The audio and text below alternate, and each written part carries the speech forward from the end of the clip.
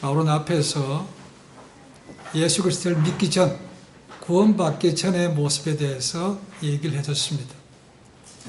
에베소 이방 땅입니다. 유대인들이 아니기 때문에 다 이방인들이죠. 그래서 그들이 예수 그리스도를 알기 전에는 세상 가치관을 쫓았고 공중 권세 잡은 사탄의 종이 되었고 그리고 육체의 욕심대로 살았다고 말했습니다. 근데 오늘 말씀 보시면 생각하라는 말씀을 통해서 또다시 그때와 이제를 그들에게 얘기해 주고 있습니다. 생각하라는 것은 과거를 돌아보라는 것입니다. 과거에 매이는 것은 아닙니다. 그렇죠? 그러나 과거를 돌아보고 다시 돌이킬 수 있는 것을 그러는 거죠. 내가 전에 어떤 모습이었는지. 근데 그랬던 너희들이 그리스도 예수 안에서 하나님의 자녀가 됐다는 겁니다. 무슨 선행으로 아니고 은혜로 됐다는 것입니다. 그래서 은혜를 기억하고 이제 새로운 삶을 살아라. 거기에 초점을 맞춰주고 있습니다. 오늘날 교회에서 예배드리는 사람들 가운데 여전히 과거의 모습에 매인 사람들이 적지 않습니다. 예수 그리스도를 믿을 때 그 모습 그대로 지내는 분도 꽤 많습니다. 여전히 그리스도가 중심이 아니요 자기 중심이 된 삶, 이타주의가 아니고 이기주의적인 삶, 자기 자신은 관대하고 남에게 대해서는 굉장히 비판적인 삶, 섬기라기보다는 늘 섬김을 받으려고 하는 죄, 자기는 끝까지 손해보지 않으려고 하는 모습, 그런 모습 속에서 믿지 않는 세상들은 교회를 또 믿음의 사람들을 조롱합니다. 그것이 현실입니다. 물론 다는 당연히 아닙니다. 그렇죠? 그럼 믿지 않는 사람들은 잘하고 있는 사람들을 보기보다는 그렇지 않은 사람들을 훨씬 더 보고 그들에 대해서 얘기하는 것입니다. 나만 아니면 되면 되지가 아니고 우리가 바울이 이런 말씀 주신 것을 기억하고 우리가 늘 바꿔가는 삶을 살아야만 됩니다. 기도에도 말씀드렸지만 주님께서 나는 마음이 온유하고 겸손하다고 하셨습니다. 믿음의 사람들은 늘 겸손한 우리의 과거를 기억하면서 낮아지는 삶이 되어야 제가 복음의 통로가 될 수 있습니다. 그래서 성경에 보시면 생각하라는 단어가 꽤 많이 나옵니다. 저는 얘기합니다. 생각하는 그리스도인이 되십시다라는 겁니다. 아무 생각을 안 하니까 아무래도 허물과 실수가 더 많이 생길 수밖에 없습니다. 생각하라. 바로 생각하라는 데에서 뭘 생각합니까? 믿기 전과 지금의 모습을 다시 한번 생각하라고 말합니다. 그때라고 표현하면서 바로 몇 가지 믿기 전에, 구원받기 전의 상태를 얘기합니다. 그때는 너희가 이방인이었다. 젠타일. 유대인이 아니면 다 이방인들입니다. 이게 얼마나 배타적인 것. 이 이방인이라는 단어 자체에도 벌써 선민 세상이 꽉 차 있습니다. 우리는 택함받았고 구원받았고 너희는 아니야. 우리는 의인이고 너희는 다 죄인들이야. 이런 것이 들어있다는 겁니다. 오죽했으면 유대인들이 세 번씩 기도할 때마다 우리가 이방인으로 태어나지 않은 것을 감사합니다라고 기도할 거예요. 그 기도 제목에 들어가 있습니다. 두 번째는 무할례당, 할례 받지 않았다는 겁니다. 이 무할례당이라는 것도 뭡니까? 구원받지 못했다는 거죠. 선택받지 못했다는 겁니다. 왜요?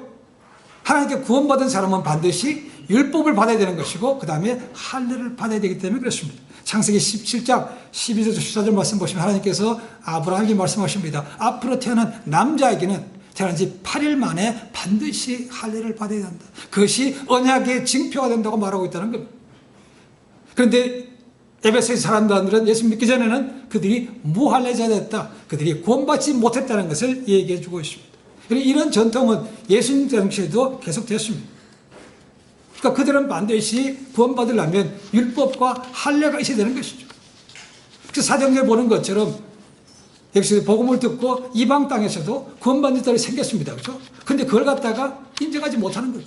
어떻게 그들이 구원받을 수 있는가? 어떻게 이방인들에게 성령이 임할 수 있는가? 믿지 못하는 것이죠. 이것이 다 선민사상이 꽉 찼기 때문에 그렇습니다. 너희가 그때는 무할례당이었다는 거죠. 근데 바울은 얘기합니다. 너희가 표피, 육체적으로 할례를 받는 것이 아니고 어떤 할례가 중요한 겁니까? 마음의 할례를 받아야 된다 라고 로마서 3장 29절에 말하고 있습니다. 마음의 할례, 새로운 사람. 세 번째는 너희가 그리스도 밖에 있었다, 믿지 않았다, 구원이 없다는 말이죠. 네 번째는 너희가 이스라엘 나라 밖의 사람이다라는 것입니다. 똑같은 말입니다. 이스라엘 나라 밖이다, 선민이 아니라는 거죠. 그러니까 당연히 구원이 없다는 겁니다. 다섯 번째로 보니까 약속의 언약에 대해서는 외인이었다라는 것입니다. 약속의 언약, 커버넌트, 사람 사이의 컨트랙이나 약속이 아니고 하나님 앞에서 주신 언약이라는 겁니다. 하나님께서 주신 약속이라는 거죠.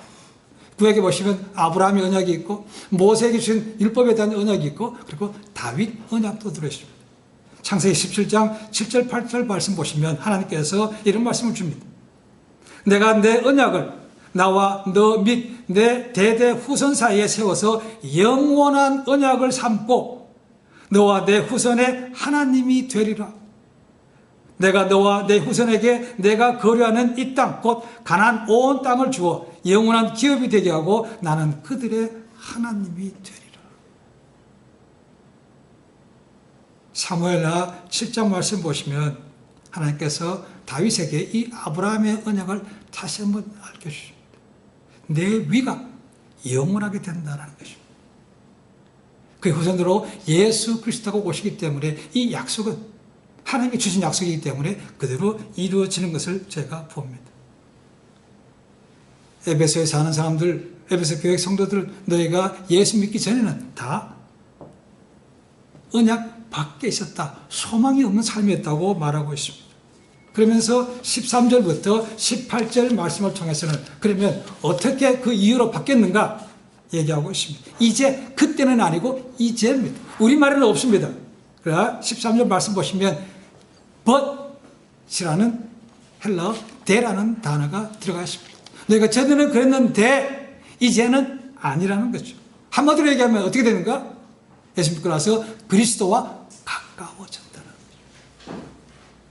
전혀 너희 그때는 하나님과 관계가 없는 삶이었는데 멀리 있었는데 예수 안에서 너희가 하나님과 가깝게 됐다. 다르게 얘기하면 하나님과 교제하는 삶이 됐다는 것을 얘기하고 있습니다. 그러면 예수님께서 무엇을 하셨길래 멀리 있던 그들이 하나님 앞에서 가까워졌는가?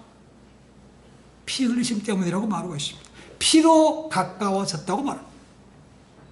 그 피가 뭡니까? 예수님께서 십자가에서 흘리신 그 피를 말씀하시는 거죠. 그 피 때문에 너희가 가까워졌다. 그러면 그 피가 무슨 능력이 있길래 원시되었던 진노의 자였던 멀리 있던 그들이 주 앞에서 가까워졌는가? 그 피가 죄사함을 주기 때문에 그렇습니다. 하나님께서 모세를 통해서 시내산에서 율법을 주셨습니다. 율법은 선한 것입니다. 그렇죠? 율법을 그 지키는 한은 사람들은 다 의인으로 부름받고 하나님의 백성으로 갈 수 있게 됐습니다. 근데 문제는 그 완벽했던 율법을 사람들이 다 지키지 못하는 데 있다는 겁니다. 모든 율법의 가장 근간인 10계명 보십시오. 너는 나 이외에 다른 신을 섬기지 마라. 우상을 만들지도 말고 절도하지 말라고 되어 있죠. 내 이름을 망명되이 일컫지 말라고 되어 있습니다. 그리고 안식일을 지키라고 말하고 있습니다. 그리고 부모를 공경하라, 간음하지 말라, 살인하지 말라, 도둑질하지 말라, 이웃의 것을 탐내지 말고 거짓 증언하지 말라고 되어 있습니다. 그래서 모든 법의 가장 근거는 10계명입니다. 확실하게 맞는 것이죠. 그죠? 그런데 다 못 지킨다는 거예요. 그럼 못 지키면 어떻게 됩니까? 100가지 지키더라도 한 가지만 못 지키면 죄인이 되는 거죠. 이 문제를 해결하시기 위해서 하나님께서 주신 것이 제사라고 그랬습니다. 그죠? 그래서 죄를 질 때마다 자기가 가진 것 중에서 귀한 것들을 소, 염소, 양 아니면 비둘기, 그것도 없으면 곡식으로 하나님 앞에 제사를 드렸다는 겁니다. 특히 짐승을 가지고 죽여서 그 피를 번제단 앞에 뿌리면 하나님께서 그 피를 보시고 그들의 죄를 용서해 주셨다고 말씀합니다. 그래서 피 흘림이라는 것은 곧 죽음이 것이고 그게 문제가 돼야 죄에서 해결된다는 것입니다. 예수께서 십자가에 세상 모든 죄를 지시고 그분이 돌아가셨기 때문에 멀리 있던 저희도 그리스도 안에서 피로써 가까워진 것이죠. 그래서 예수님께서 희생 제물이 되셨다라고 말씀하고 있습니다. 이 예수님의 죽으심에 대해서 히브리서 저자는 아주 잘 말씀해 주고 있습니다. 저자가 누군지 모르지만 굉장히 구약의 율법에 대해서 정통한 사람입니다. 특히 히브리서 10장 3절 4절에 이런 말씀이 있습니다. 그러나 이 제사 드리는 해마다 죄를 기억하는 것이 있나니 이는 황소와 염소의 피가 능히 죄를 없이 하지 못합니다. 그 죽임을 통해서 그 한 번만으로 해결되는 것이지 그 다음 짓는 것은 또 죽게 된다는 것입니다. 11절 12절 또 이렇게 나옵니다. 제사장마다 매일 서서 섬기며 자주 같은 제사를 드리되 이 제사는 언제나 죄를 없게 하지 못하거니와 오직 그리스도는 죄를 위하여 한 영원한 제사를 드리시고 하나님 우편에 앉으사라고 되어 있습니다. 한 번의 죽으심으로 한 번 피 흘리심으로 모든 것을 끝내셨다 그 말. 8장 20절에 나와 있습니다.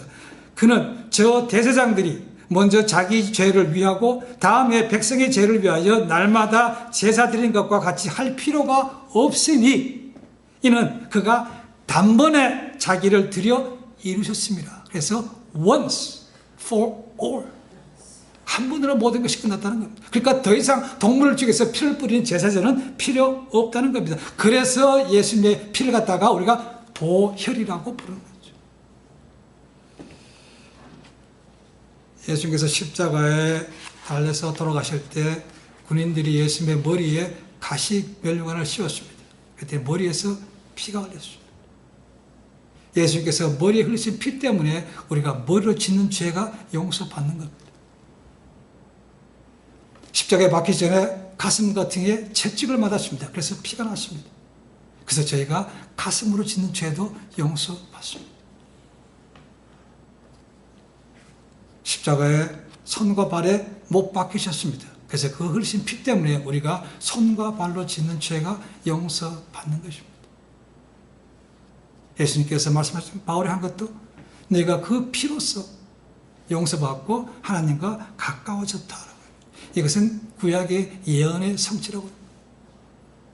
예수님께서 이를 오셔서 죽기시 700년 전에 예언된 이사야 선지죠. 우리가 잘 알고 있는 53장 5절에 이런 말씀이 있습니다. 그가 찔림은 우리의 허물을 인하며 그가 상함은 우리의 죄악을 인하니라. 그가 징계를 받음으로 우리가 평화를 누리고 그가 채찍에 맞음으로 우리가 나음을 입었도다 라고 선언하고 있습니다. 오직 구원은 그리스도 안에 있습니다. 누구도 그 보혈을 믿으면 죄 용서받고 이제는 하나님과 원수가 아니요 하나님 앞에서 자녀로 바뀌는 것입니다. 바울이 이것이 내가 전에는 그랬지만 이제는 주님의 보혈로서 가까워졌다라고 했습니다. 그러면 예수의 피가 구체적으로 어떻게 우리를 가까워지게 했는가? 14절부터 18절에 말하고 있습니다. 우리말은 없지만 헬라 원문 보니까 God, because라고 했습니다. 어떻게 가까워졌는가? 한마디로 얘기하면 화목이라고 말하고 있습니다. 화목. 이 화목도 두 가지로 말하고 있습니다. 하나는 유대인과 이방인 사이가 화목하게 됐다고 말합니다. 이것은 수평관계죠. 수평관계. 자, 14절에 보면 예수님의 피 때문에 두 사람 허물이 가로막힌 담이 허물어졌다고 말합니다. 이 담이 뭔가? 담이. 크게 학자들은 세 가지로 봅니다. 첫 번째로 성전에 보시면 이방인의 뜰이 있고 그 다음에 유대인들이 가는 뜰이 있습니다. 그러니까 그 사이를 가로막고 있는 성전 난간을 의미한다는 것입니다. 그것이 없어졌다. 그래서 이방인과 유대인의 구별이 없다는 거죠. 두 번째는 성막 안에 있는 성소와 지성소를 가로막는 두꺼운 휘장이 있습니다. 그것이 예수님께서 돌아가신 순간 찢어졌기 때문에 이제 하나님과 관계도 회복됐다. 이것이 막힌 담이라고 얘기합니다. 세 번째로 어떤 학자들은 이것이 율법이라고 말합니다. 유대인들은 율법을 가졌고 그들은 없다는 것이죠. 이제는 예수님 피로 해서 율법이 아무런 문제가 되지 않는다는 겁니다. 율법이 없어도 능히 구원받을 수 있다는 것입니다. 세 가지 모두가 다 허용되는 그런 말씀입니다. 중요한 것은 예수님께서 십자가에 흘리신 피 흘림을 통해서 그 두꺼운 담이 허물을 쳤다는 것입니다. 베를린 장벽이 무너졌던 것처럼 그와 비교할 수 없는 그런 장벽이 오늘날 보면 무너진 것이죠. 단순하게 유대인과 헬라인 사이, 이방인 사이에 무너진 것이 아니고 오늘날로 본다면 공산주의와 민주주의 간의 담이 무너진 것이고 진보와 보수 간의 진영도 무너진 것이고 이 지역 저 지역 무너진 것이고 가난한 사람과 부자도 무너진 것이고 많이 배운 사람 보지 못한 그 담도 모두 허물어진 것이죠. 흑백 간의 갈등도 허물어진 것입니다. 그것이 마틴 루터 킹 주니어 목사님이 선포한 것입니다. 그는 꿈을 꾼다고 했습니다. I have a dream. 흑백 간의 갈등이 없는 내 후손들은 그렇게 되기를 원한다는 것입니다. 이미 근데 십자가에서 예수께서 모든 걸 다 이루셨다는 거죠. 그래서 예수 그리스도를 진심으로 믿으면 이 문제가 담이 해결되는 것이죠.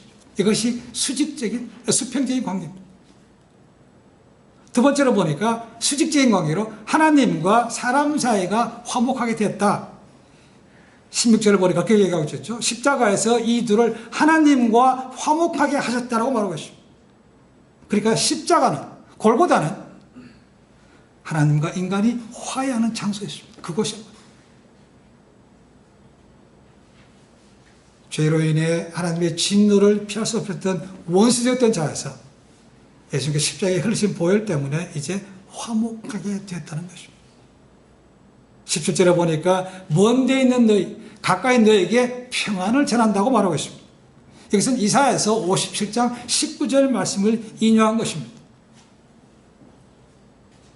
그러니까 이걸 얘기하면 나와 친한 사람에게도 평화를, 그리고 나와 원수된 모르는 사람에게도 평화를 이라고 해석할 수 있습니다.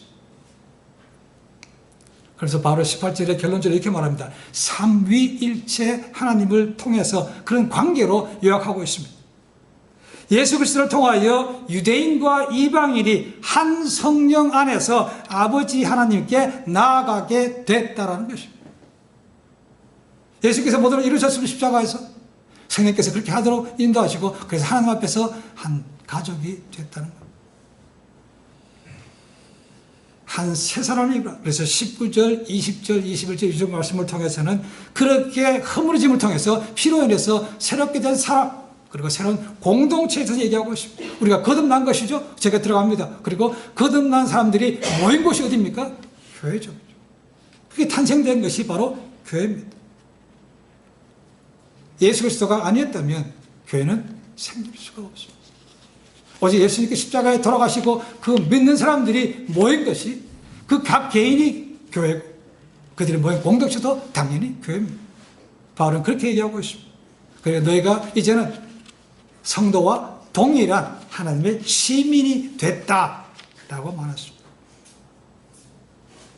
전에는 유대인들만이 누렸던 그 특권을 이제 너희도 믿음으로 다 같이 누리게 됐다. 하나님을 감히 아버지라고 부를 수 있으며 그리고 원수했던 자들이 형제 자매라고 부를 수 있게 됐다는 것입니다. 이것이 얼마나 놀라운 변화입니까? 이 모든 것이 다 예수님께서 십자가에서 피 흘렸기 때문에 그 피 흘림이 얼마나 큰 은혜인가라는 것입니다. 너희가 이것을 기억하라는 것입니다. 너희가 그때는 이랬지만 지금은 이렇다. 바뀐 신분을 기억하라는 것입니다.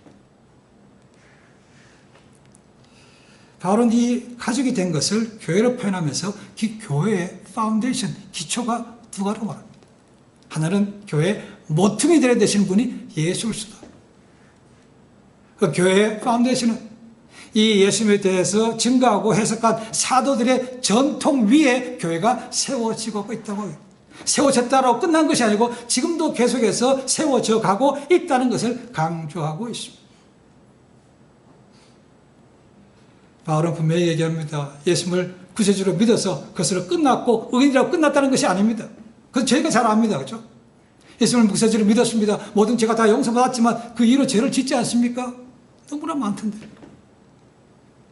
믿은 후에 갈등도 더 많아졌습니다. 저는 그냥 편하게 세상 가는 길로 따라가면 됐습니다. 합리화하면 됐습니다. 근데 말씀이 들어와 있는 거니까 찔려서 그렇게 못 간다는 거죠. 고민이 더 많아졌습니다. 근데 그것이 지극히 정상이라는 거죠. 그러니까 계속해서 믿음 안에서 세워져 간다.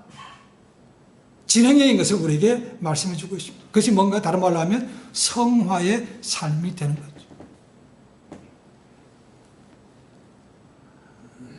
우리 자신을 보면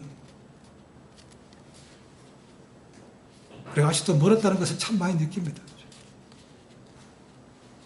믿음의 사도 바울도 로마서 8장, 10장에 보시면 얼마나 많이 고민했는지 모릅니다. 여러분, 고민한 만큼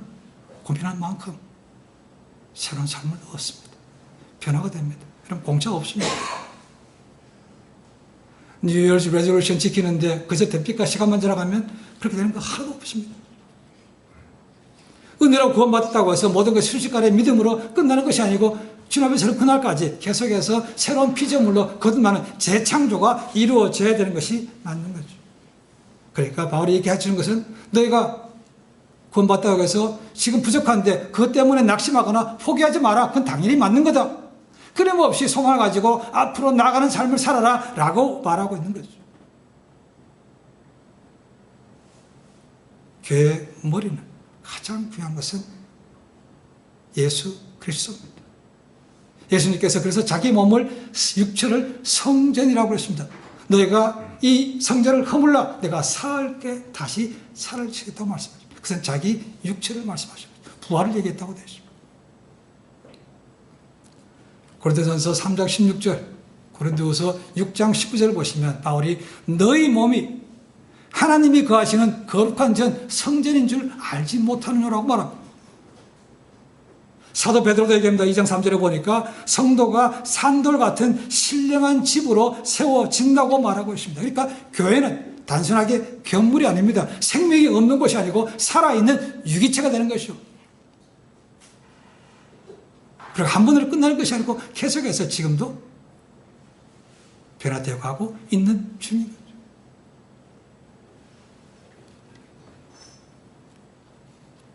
우리가 결심하고 노력하지만 여전히 안 되는 부분들이 있습니다.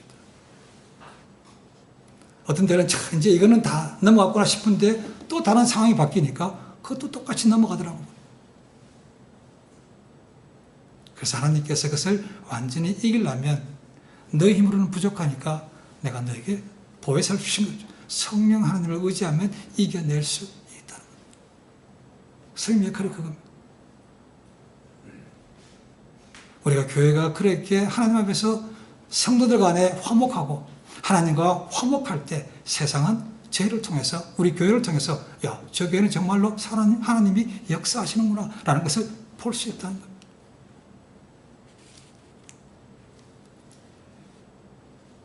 요한복음에는 공관복음서에 있지 않는 내용이 나옵니다. 공관복음서는 예수님께서 십자가에 달리실 때 겟세마네 동산에서 기도하는 것이 기록되어 있지만 요한복음에는 그 말씀이 없습니다. 그런데 요한복음 17장에 보시면 한 장 전체가 예수님의 기도로 되어 있습니다. 구약의 대제사장과 같은 그런 기도를 들으셨다는 것입니다. 길게 되어 있지만 한마디로 요약하면 그겁니다. 아버지와 내가 하나 된 것처럼 저들도 하나 되게 하옵소서. 그것이 기도였습니다. 바울은 갈라디아서 3장 28절 말씀 보니까 유대인이나 헬라인이나 종이나 주인이나 남자나 여자나 할 것 없이 예수 안에서 다 하나라고 선했습니다.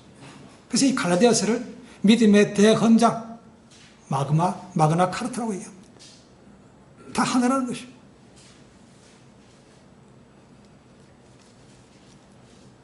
예수님께서 십자가에 돌아가시기 전에는 제자들과 가르치고 교훈을 주실 때 평안이라는 말을 거의 잘 쓰지 않았습니다. 물론 예수님께서 떠나가심에 대해서 말씀하시면서 내가 떠나야 보혜사 성령이 오신다고 말씀하시면서 그분이 오면 세상에 줄 수 없는 평안을 주신다고 얘기하고 있습니다. 그러나 부활하신 다음에는요, 이 평안이라는 말을 굉장히 자주 쓰는 것을 볼 수 있습니다. 예수께서 부활하신 다음에 저희 나타나셨습니다. 그 나타나신 다음에 첫 번째로 주신 말씀 뭔지 기억하십니까? 너에게 평안이 있을지어다라는 것입니다. 평안이 있을지어다. 두려워하거나 의심하지 말고 늘 고요한 삶을 가지라는 것입니다. 오늘 교회 안에서 아니면 우리 개인적으로 그런 평안함을 잘 느끼지 못하고 세상에 잘 보여주지 못합니다. 왜 그렇습니까? 교회가 하나 되는 것을 점점 잃어버렸기 때문에 그렇습니다.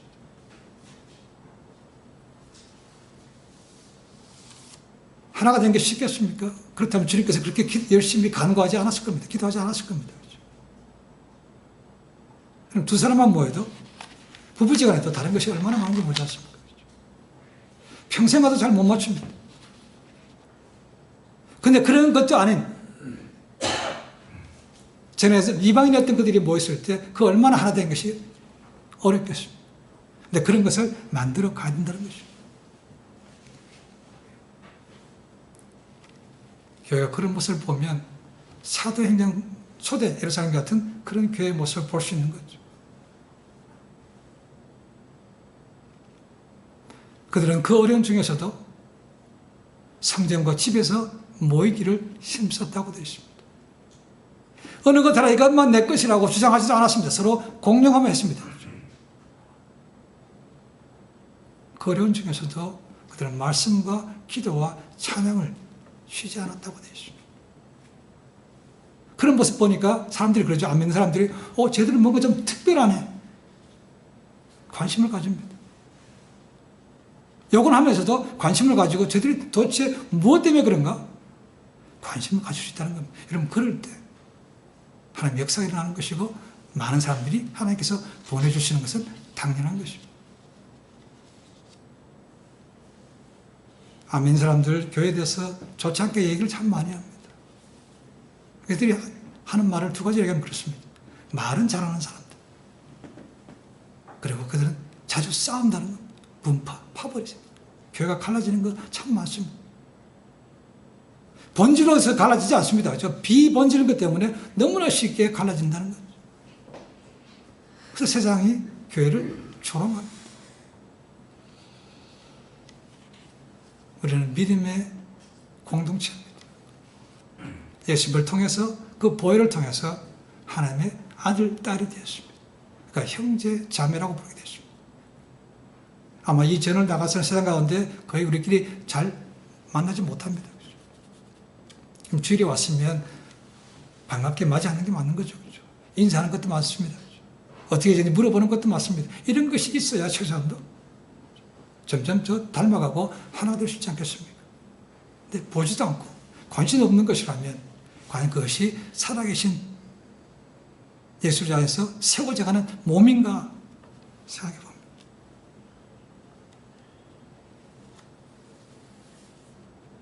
한국 사람들 유대인들 욕하지만 유대인들하고 비슷한 게 굉장히 많습니다. 굉장히 배타적입니다. 자기가 불편하면 잘 견디지 못합니다. 제 역시도 어디 컨퍼런스 데 가면 외국분들하고 만나서 같이 밥 먹고 얘기하는 거 그게 썩 내키지는 않습니다. 왜냐하면 영어가 딸리고 불편한 게 많죠. 그렇다고 해서 따로따로 지내는 것은 그것도 잘못된 것이죠. 어떤 뭐 성품 때문에 그럴 수 있습니다. 얼마든지. 늘 그게 진짜 불편한 거죠. 영어 때문에. 그러나 그것이 하나 앞에서 다 담이 허물어졌다는 거죠. 좀 영어 못하면 어떻습니까? 라는 거죠. 자기들은 한국말 할 수 있습니까? 못하잖아요. 그렇죠? 그리고 그나마 영어도 합니다. 그렇죠? 그러니까 거기에 대해서 그것 때문에 담을 쌓을 필요는 없다는 거죠. 이것이 예수의 보혈 때문에 생긴 화목하게 된 결과입니다. 일반적으로 하나님과 우리 수직적인 관계가 잘 되면 수평적인 관계도 된다고 말합니다. 맞는 것 같습니다. 근데 성경 말씀 보시면 수직 관계가 되기 전에 수평 관계도 이루어져야 된다는 것을 볼 수 있습니다. 산상선 5장의 말씀 보시면 내 가운데 제단에 재물을 쌓다가 형제와 불화한 것이 기억하면 생각나거든 가서 먼저 화해한 다음에 와서 재물을 드리라고 되어 있습니다. 옆이 돼야 위도 된다는 것입니다. 옆이 안 된 상태에서 위를 바라면 그것도 아니라는 거죠.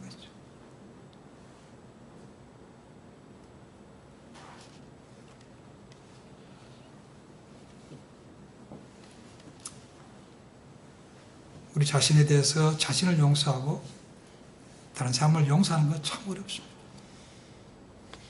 영상 같은데요. 다시 쉽게 반복되는 걸 봅니다. 그래서 평생 가도록 애써야 되는 것이고, 그래서 지금도 하나님의 집이, 우리가 성전인 저희가 지어져 가고 있는 거죠. 완성된 거 아닙니다. 지어져 갑니다. 바울의 말씀을 생각하십시오. 우리가 은혜로 구원받았습니다. 그리고 모든 막힌 담들이 허물어졌습니다. 우리가 또다시 그 담을 쌓으면 하나님의 마음을 아프게 하는 거죠. 예수님 십자가의 모든 노력을 헛수고로 만드는 것입니다.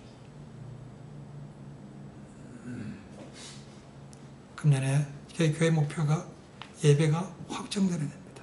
이 전에서 같은 그런 최소한의 그런 낮은 마음, 세상에 나가서도 동일하게 가지고 살면 사람들의 관계가 좀 더 나아질 수 있습니다.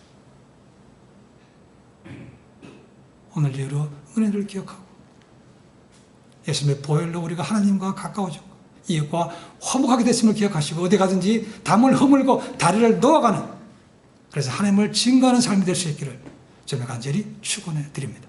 기도하겠습니다.